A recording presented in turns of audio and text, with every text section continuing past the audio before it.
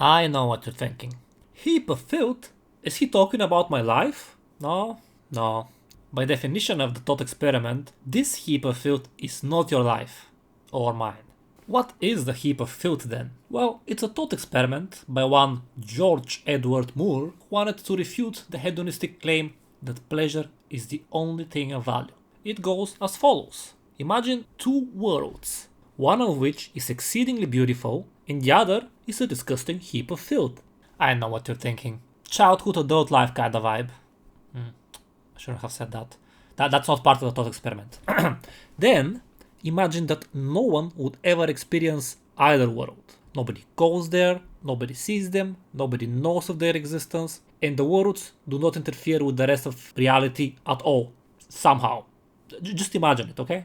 Now, which world would you rather exist? The beautiful world or the heap of filth?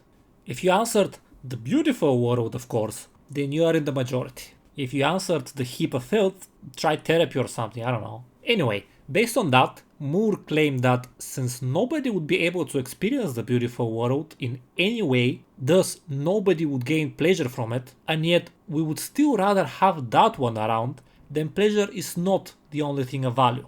Now, if you, unlike me, have more than two brain cells to rub together, you probably didn't need to watch the paint of the shack in the backyard dry for 6 hours and 24 minutes to realize that Moore was not quite right. I dropped you a hint when explaining the thought experiment. Did you catch it? Of course you did. Only bright individuals with very high IQs click on videos about heap of filth. For my fellow Ooga Boogas, let me explain. Imagine that a hot, sexy lady approaches you and strikes a conversation about Demon Slayer, the anime, just randomly. Now, imagine that you're walking on a podium and are about to deliver a speech in front of 4,000 people. Imagine that you're chilling, watching the House of Dragons on HBO Max, when you feel tingling sensation on your left arm. You look to see what the reason is, and you see a massive black spider crawling up your skin towards the opening of your t-shirt. Yeah, what we imagine matters. That's why I added the part where nobody would even know those worlds exist when I was describing the thought experiment.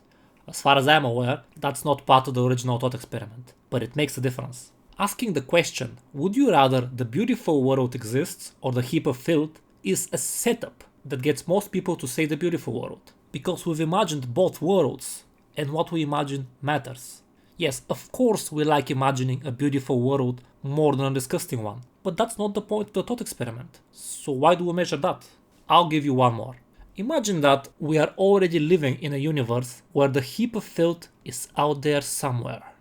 Now imagine that instead of the heap of filth, it's a beautiful world out there somewhere. Now answer truthfully.